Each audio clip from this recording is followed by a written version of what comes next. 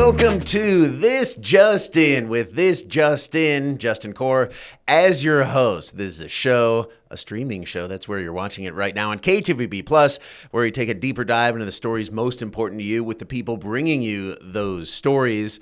Today on This Just In, that person we're talking to and letting you get to know a little bit better. Can't believe I was able to book him.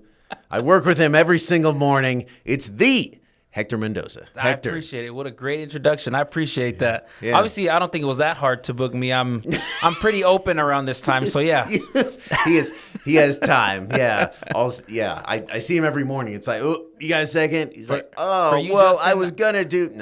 No excuses. For you, Justin, I always got time. That's not true. Hector, you are the morning weather expert on Wake Up Idaho, but you're also an expert on drip. Brother, we get comments all the time, messages all the time into the newsroom that are like, whoa, nice suit on Hector. And they're not even seeing your kicks every morning. I know. Look, growing up as a kid, that was a big thing. It was, everybody had the nice sneakers and I always wanted them. And so when I finally came upon some money as an adult, and I was able to save up a little bit, I bought my first couple of sneakers and I just fell in love with sneaker culture and all that. Yeah. So, I mean, anytime I get a chance to whip out some nice kicks, that's what I do. And then the suits thing, I love colors. Yeah. If you know me and if you see me out and about, I love colors. I love designs. I like just being loud with just what I wear. So, yeah. That's fun. Awesome. Yeah, I mean, growing up, I rock the Pro Wings as well from Payless Shoe Source. Yeah, shout out to every other kid who grew up. Don't get me wrong. I grew up on some Payless shoes all the time. I remember as a kid, I grew up, my mom was big on discounts, and she found a pair of glittery Skechers that were girl shoes, but they were in the boys section, so I spent a year with clunky girl shoes on in like the third grade, and it was the worst. I'm sorry, but brother, you just wore a pink suit on Wednesday. Hey, listen. So it's like, I mean, no one can tell anymore. It's like, if you can rock it, you can rock it. Yeah. I think, as a kid, you're just kind of like, oh, everyone else is wearing something different. I assimilating to a different culture and, I already had the accent. And so there was a lot of stuff going against me growing up. So, like, I didn't want my fit to be another, like, sort of ammunition to all the other kids. But, now it doesn't matter. Now it's colors. If it looks good, it looks good. Yeah.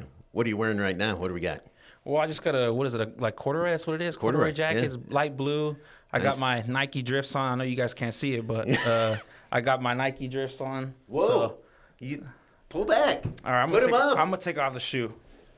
Oh, so nice. That's what it is right there. It's got the sneakers there. Yeah. I like that. I just kind of like the design and the rubber on it. So that's when I decided to get them. That's awesome. Well, you talked about growing up. You grew up in Modesto. I did. Any interesting stories from that? I do that you want to share. Well, listen, I always like to say I grew up in the place where George Lucas is from there, Jeremy Renner is from there, and my middle school, the little sort of like plaza we have in our middle school, it's named after George Lucas. Wow. And that strip, there's a street called McHenry Avenue. Okay. And it was named after a prominent guy that used to live in Modesto. He has a mansion out there and everything. And so the American Graffiti, the movie, yeah. It's from that strip right there. And I lived right down that street. So that's a big thing. That's a big culture. The classic cars, that type of thing. They close on that whole street like every so often during the summer. Wow. And they make it a big thing. So famous Spielberg movie. Yeah. A bunch of people were in that. Wow. Yeah. Amazing. They all started right there in Modesto. I know that Jeremy Renner, I don't know if he's listening or is he watching out there. He definitely is. This is, shouting him out here. He had a chance to put Modesto on the map on Hot Ones on a YouTube show about chicken wings and all that. Yeah. They asked him about Modesto and he said, it's all right. And then he moved on. So I was like, hey, man, that's your chance to put us on the map, I appreciate you not doing that with me where it's like Modesto, it's all right. No, I loved it there. We might give Eureka that treatment a little later on here. Wait a second for that. Then because apparently you hadn't heard of Boise State, you went to Fresno State. First off, my condolences. Well, how was that? You know what? In fourth grade, a teacher's name was Mr. Raspo, and he went to Fresno State, and he was a huge college guy. And so every Friday we'd do this thing, and we'd get money, like fake money, for like a little store that he used to do.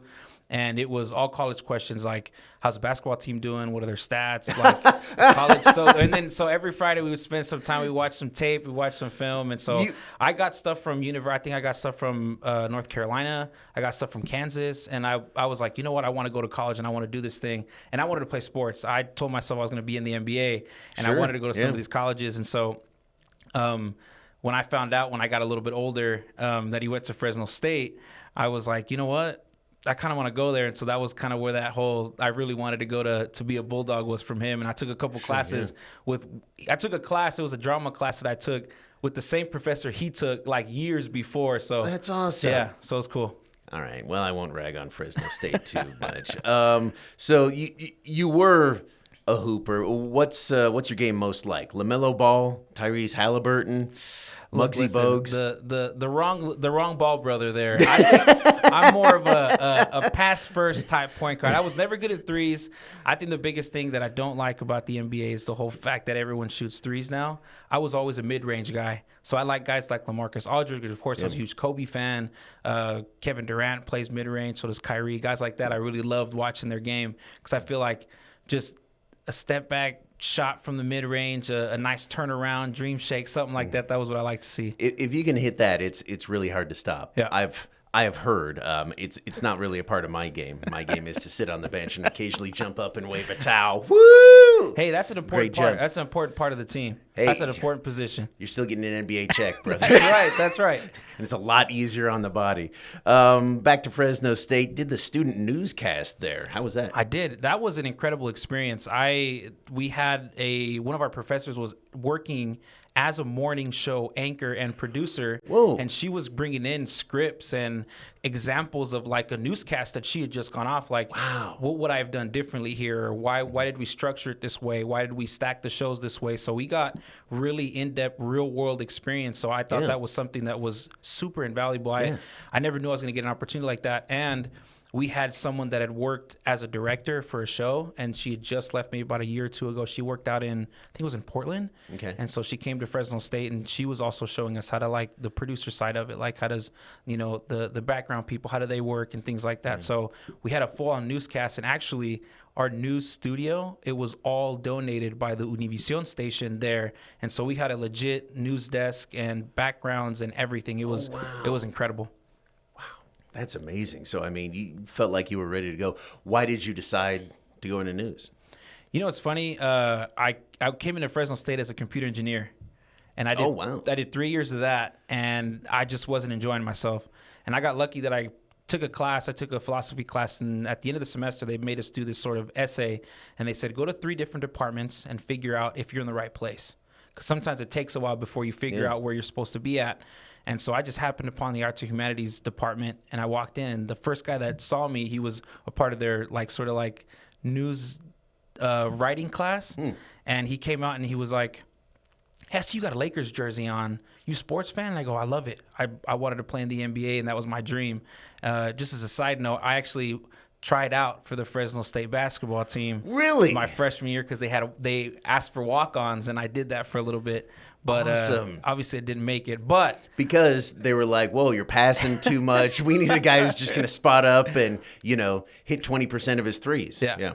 I digress, but I think the guy basically the hook was, hey, you can write sports. You could still live, breathe, and sleep and talk sports. It's just in a different form. And so you're just not going to be playing sports. Yeah. And so I went in, I did a couple classes, and I fell in love with the writing part. I was never a big writer, so that was the biggest thing I struggled with. But everything else, the creativity, the fact that I could talk sports, and I could kind of dive in deeper into stuff like that, that's what got me into sort of news.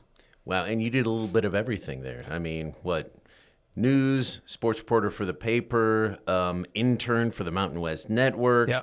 That must have been awesome. Yeah, so I was clipping highlights for the Mountain West, for basketball games and things like that. For our newscast, we had to do everything. So every week we had a red and a blue team. And so red team 1 week was on-air talent. So you were anchor, you were reporting, you were getting packages and putting stories together to present it on our newscast. Mm-hmm. And then the blue team, or the other team, was the people in the back. So it was, you're working graphics, and you were producing, stacking shows, you were running cameras. And so It's funny that now I do weather because I had to do weather once in both English and Spanish. Oh, wow. And I told myself, never. I never want to do this ever. And maybe it's just because I didn't give it a chance. And I only had to do it one time. And I hated doing stuff on the green screen. I was super nervous. I just started. So I just think it's funny how full circle. Now that's one of my passions. I love to do that now. So. Yeah. That's awesome. Well, you are getting ahead of me, unfortunately. We'll circle back to that. So you didn't hoop at Fresno State, but you did do water polo? I did. If I think that was a sport probably that I would drown attempting. So good for you. I actually didn't. I knew how to swim, but I didn't know how to really, really swim. Yeah. And so I learned that in the first 2 weeks of what they call Hell Week.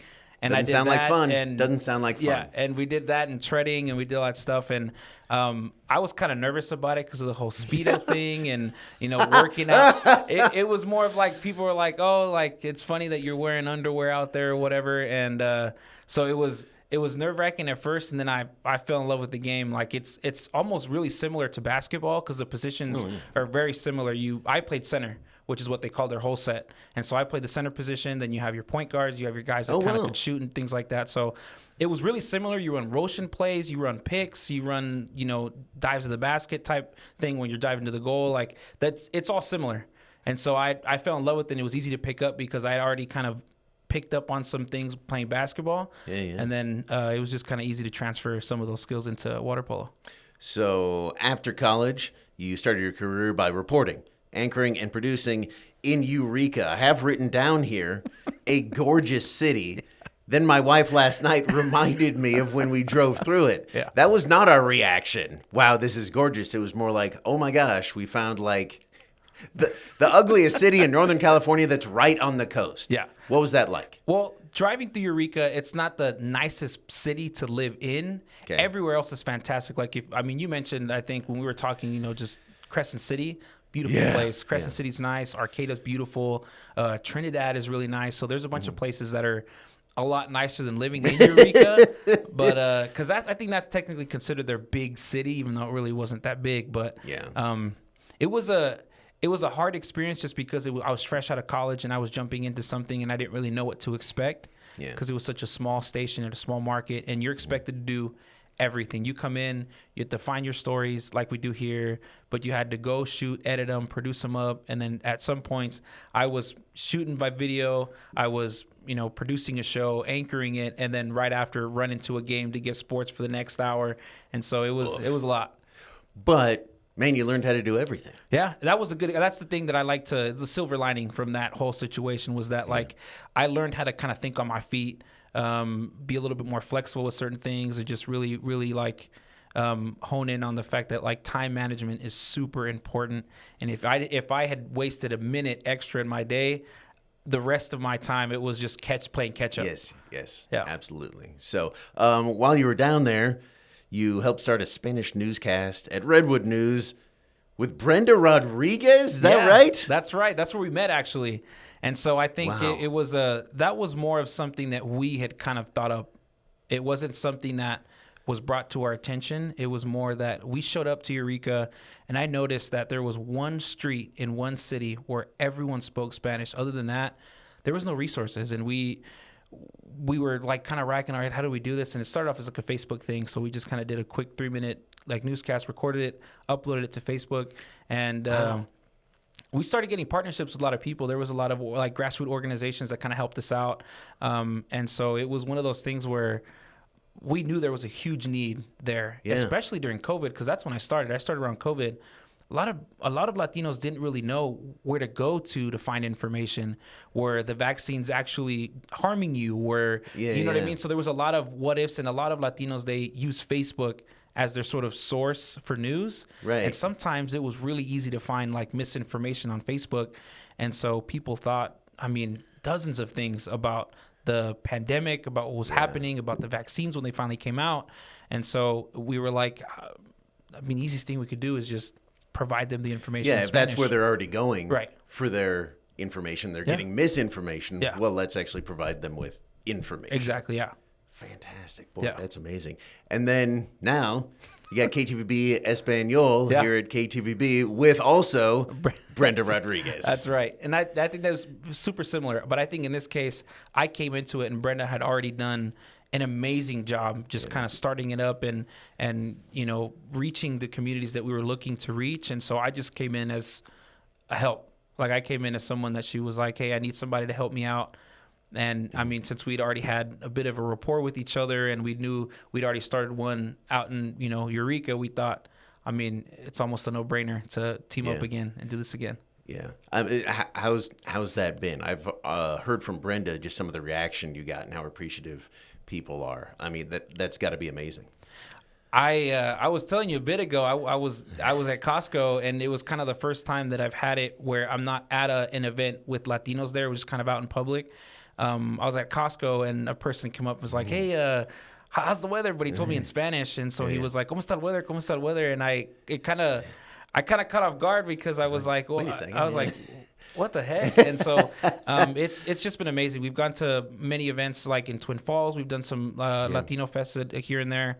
And, man, the community has just kind of opened their arms to me. I know that a lot of people don't like the fact that, like, Californians are coming in here to, ruin their state and that type of thing. But I feel like I've really gotten the support and the backing of the Latino community here. And they just, appreciate everything. And so I think the easiest thing for us is with that support, we just kind of pour in our hearts to kind of, put some, good quality out there. Yeah. Well, and also Brenda's from Rupert, Idaho. You can't get more Idaho than Rupert, Idaho. Anyone who's been there knows.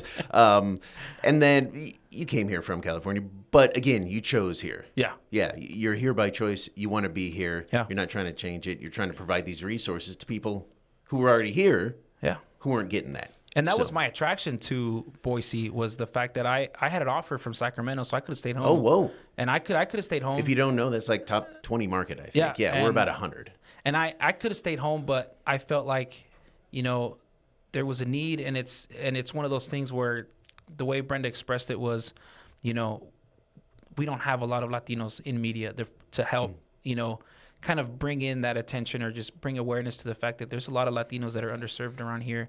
And there's many other communities, not just Latinos, but just, a lot of other types of communities. But that's where I was like, you know what, if I could make a difference somewhere and, just leave something great behind to have other Latinos kind of come in and be able to take over this Espanol team, then, it was a no-brainer for me. Wow. That is awesome. So we already talked about it. You did news, you did sports, and then you came here and it's like, might as well do weather, even though the one time you did weather, you were like, never again. Yeah.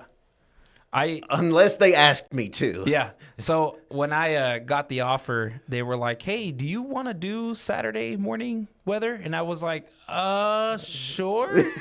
And do I have to? I think I got lucky because I got to train under, our chief meteorologist, Rachel Garceau, and she's amazing. To me, it's kind of like, training under Michael Jordan, like just kind of being able to soak in just from the greats. Again, that's just my shout out to Rachel for sure. Jeez. But, so I think that's what helped a lot, is that she kind of eased me into everything. She was like, hey, look, it's going to be tough at first, but you'll get the hang of it. And so I slowly started to fall in love with it. Now I'm going to school to be a full on meteorologist. Wow. So yeah, just goes to show you.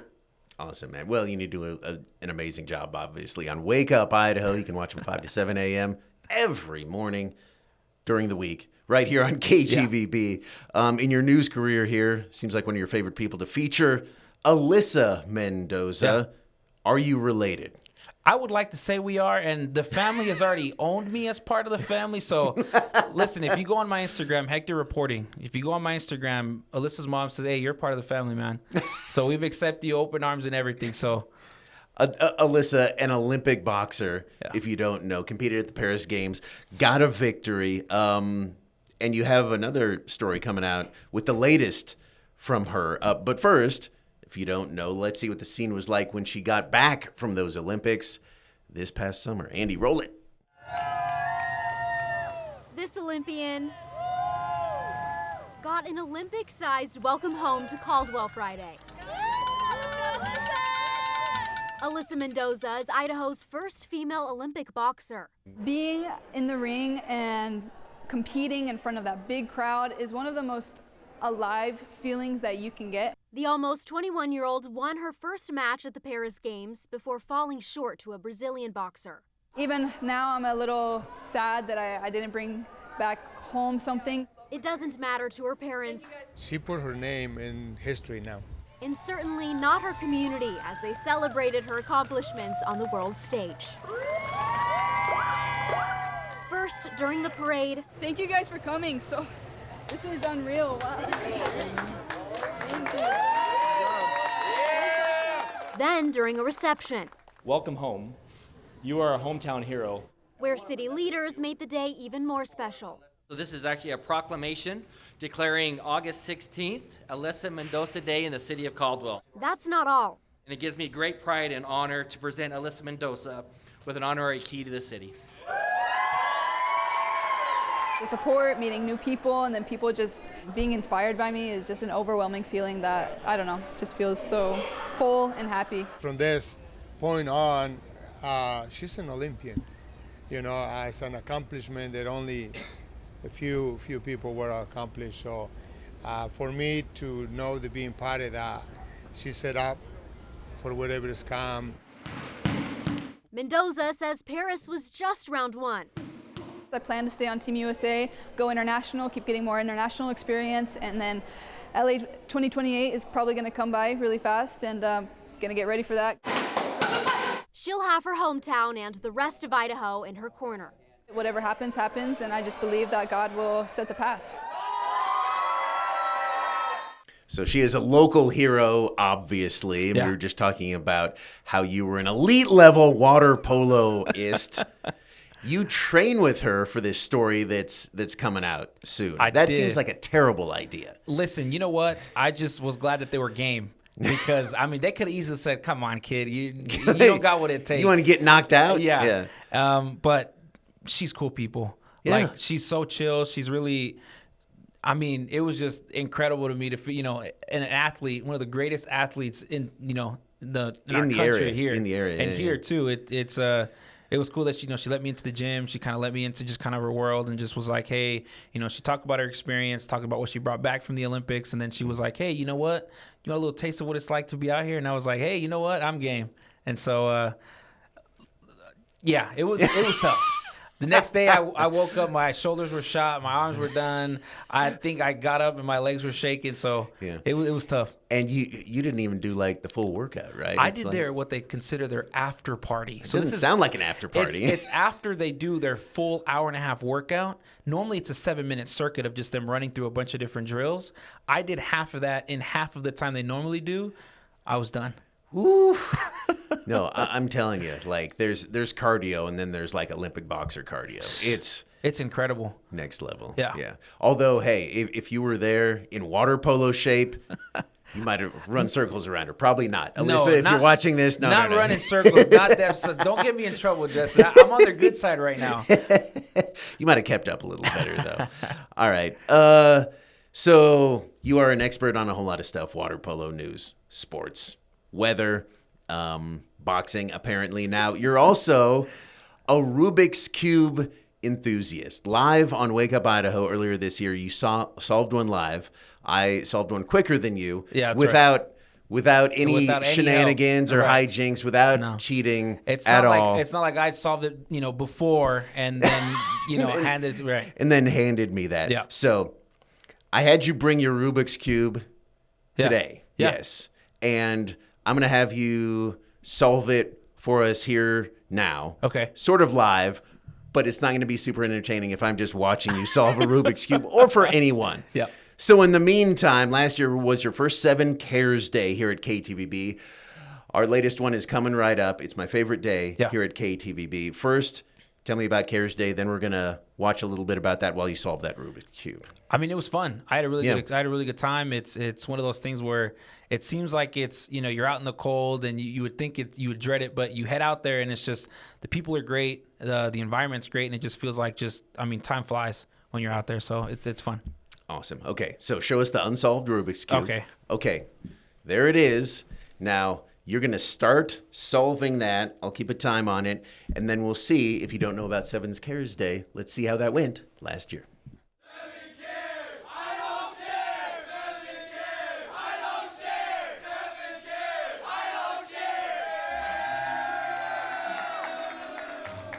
This event has grown every single year, and we have seen more and more people come down and bring their donations. We're bringing in food. It's a food drive. I don't know where we're driving the food, but it's coming. The generosity of people who come and donate through 7 Cares, it benefits the Salvation Army throughout Treasure Valley and Twin Falls as well, and so it really has an impact all over the Treasure Valley. Drum roll, please.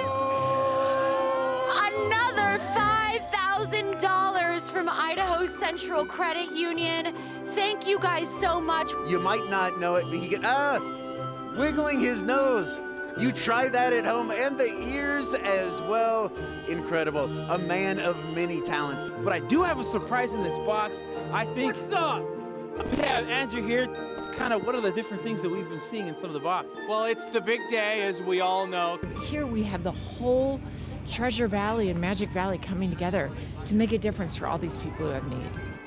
$25,000 plus the food out there. I'm not really sure how that happened, but we're happy to donate. Well, we are grateful, sharing their success with the whole community. I've just been doing chores, helping my family, helping others, so I just wanted to save money up for the community.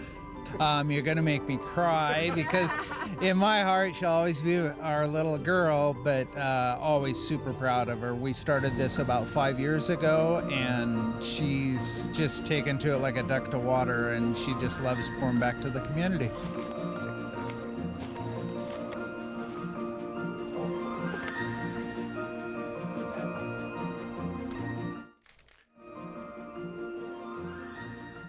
So that was KTVB Cares Day last year. If you want to take part this year, you have the opportunity. For more information, just text 7 Cares, the number 7, and then Cares, K-A-R-E-S, 208-321-5614. Back out here live for this Just In. Hector just told me, hey, I forgot how to do the Rubik's Cube. I totally forgot. I blanked. I don't know if it was nerves or it's just been a while. We were rolling that piece. You totally could have cheated. You could have just been said, all right, you know what? Stop it right there. Edit it together. We'll pull the stickers off and then put them back on. Yeah. You know what? Look, next time, hopefully, if you guys watch Wake Up Idaho, I'll get it done. I promise. Next time. Well, you did live. Like I did that on one a time, Wake Up Idaho. Absolutely live. People saw it. It was like 3 minutes. Yeah. It's been a while. It was incredible. So I apologize for putting that, it's all good. that No pressure worries. on you. Hey, look, it just shows that I'm a real person. I'm real. You know, I'm not going to go. You're real. He has some faults. He can do everything except a Rubik's Cube. Yeah. Well, I can do it. It's on tape. It's on tape that I could do it. But okay, sure. Yeah. Just not right now. He can do it. I'm just kidding, Hector. Hey, thanks for joining us here. Hector, really appreciate it. Again, if you want to watch Hector does the weather for us, fantastic job every morning on Wake Up Idaho, 5 to 7 a.m. on KTVB. If you got any comments or questions for us here on This Just In, text them to 208-321-5614. Use the hashtag JustIN or JustIn.